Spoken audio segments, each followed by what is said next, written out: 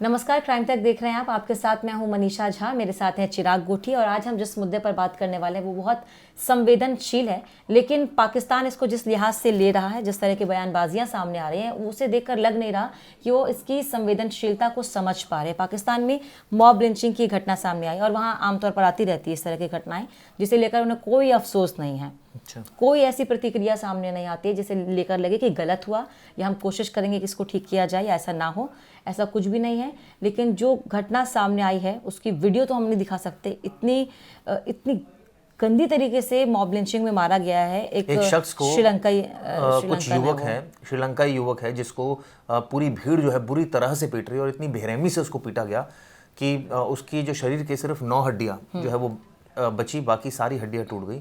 आप सोचिए, बुरी तरह से उसको मारा गया। मॉब लिंचिंग का मामला है। दरअसल उसका सिर्फ जो उस पर आरोप है, उसने जो किया, मनीषा क्या उसने ऐसा आरोप उस पर लगाया? अब जिस जगह पर वो काम करता था वहाँ पर कुछ पोस्टर लगा हुआ था जिसमें उर्दू में कुछ लिखा हुआ था और वो उस चीज़ को समझ नहीं पाया। इसको लेकर लोगों में इतना गुस्सा फूटा कि इस तरीके से उसे मारा गया। और दूसरा ये भी कहा जा रहा है कि जो बाकी लोग बता रहे हैं कि मजदूरों के साथ पहले से कोई लड़ाई थी और आपसी दुश्मनी में मॉब लिंचिंग की इस घटना को अंजाम दिया गया। लेकिन जो भी रीज़न था, किसी भी रीज़न का समाधान ये नहीं होता। बहुत गलत तरीके से ये मॉब लिंचिंग की गई। और मुझे तो सबसे ज़्यादा दुख इस बात का होता है, हमारे देश में भी कई बार ऐसी घटनाएं सामने आती है, लेकिन उसके बाद जो सरकार की तरफ से जहाँ का भी मामला होता है, प्रशासन की तरफ से एक दुख होता है कि नहीं होना चाहिए। लेकिन वहाँ के रक्षा मंत्री का बयान अगर आप सुने, उन्होंने कहा है कि युवा जोश है, युवा खून है, हो जाता है।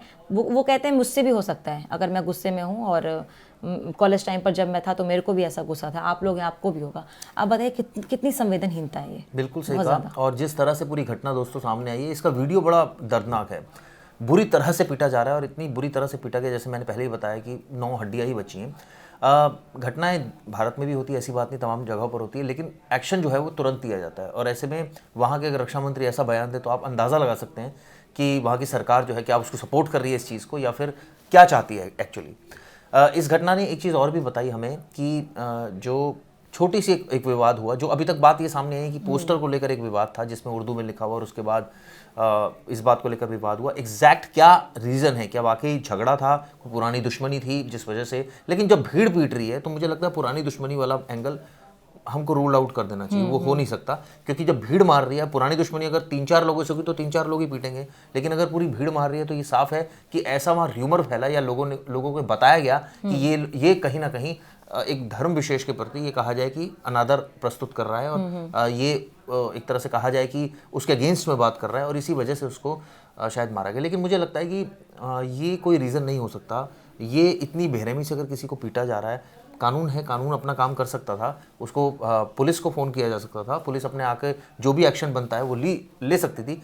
लेकिन ये कहाँ का इंसाफ है कि भीड़ खुद ही इंसाफ करने लगी और इतनी बेरहमी से मारा गया। अब ये देखिए, उसको जब मार दिया गया, जान चली गई, उसके बाद भी जो आ रहा है वो। और यहाँ पर हम देखिए कि वहाँ पर जो लोग हैं जो मार रहे हैं, उसको मारने के बाद उसके साथ सेल्फी ले रहे हैं। उस भीड़ में खड़े होकर सेल्फी ले रहे हैं कि हमने इसे मारा है, और उसके बाद उसे जिंदा जलाया भी गया। आप सोचिए, सेल्फी ली गई, जिंदा जलाया गया। सेल्फी मतलब लोग यूजुअली अच्छे कामों में लेते हैं कि कहीं घूमने जा रहे हैं, वहाँ सेल्फी इसलिए ली गई कि उनको ऐसा लग रहा है कि उन्होंने बहुत बड़ा काम कर दिया, बहुत बड़ा काम कर दिया।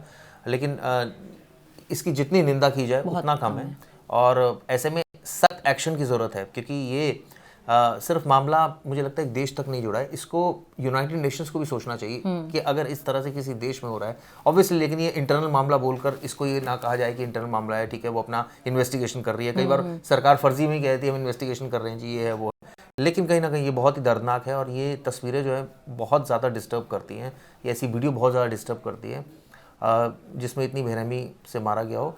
और ऐसा नहीं मनीषा, यहाँ तो भारत में भी ऐसी घटनाएँ होती हैं, लेकिन ये सज़ा का तरीका जो है, हालांकि लोग जो मार रहे हैं वो इसको जस्टिफाई कर देंगे। उनसे अगर आप बात करोगे वो कहेंगे नहीं हमने ठीक किया। अगर कोई लोग तो छोड़िए, जब उस देश का रक्षा मंत्री इसे जस्टिफाई कर सकते हैं तो फिर लोगों से क्या उम्मीद की जाए? जो लोग मार रहे हैं वो तो जस्टिफाई करेंगे ही। रक्षा मंत्री की तरफ से इतना असंवेदनशील बयान आना मुझे लगता है अपने आप में बहुत निंदनीय है।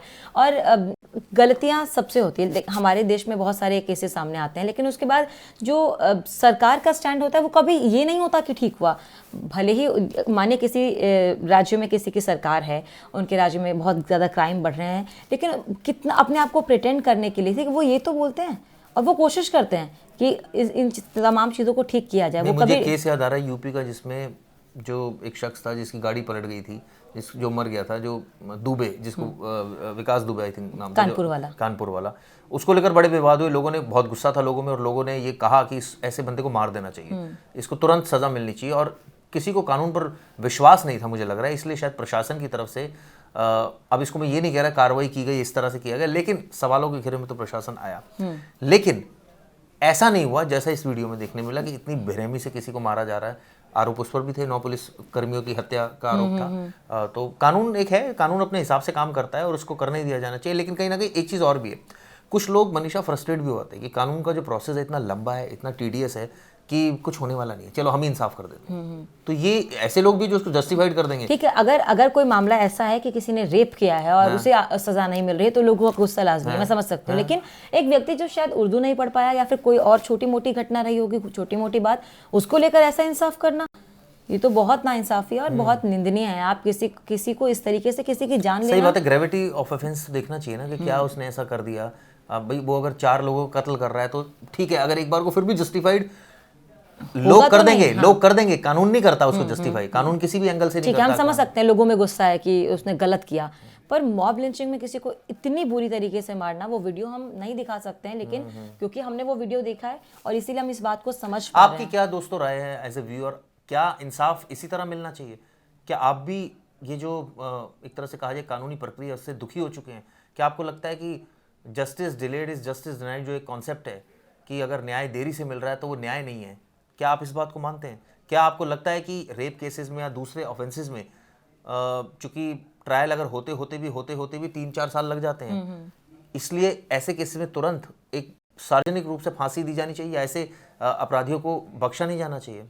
आप मुझे हमें ज़रूर बताइएगा दोस्तों, अपने कमेंट्स भी ज़रूर कीजिएगा कि आपका क्या नज़रिया है इस पर। हालांकि देखिए, कमेंट्स करने से ये होगा कि आप अपनी राय बता देंगे, मैं अपनी राय शेयर कर दूंगा। सरकार के सर पर जू रेंगने की गारंटी हमारी नहीं है, वो रेंगे कि नहीं हमें नहीं पता, क्योंकि सरकार तो ऑब्वियसली संविधान से बंधी हुई है और वो कहती है जी पार्लियामेंट पास करेगा तो हम आगे बढ़ेंगे, नहीं तो हम कैसे कर सकते हैं।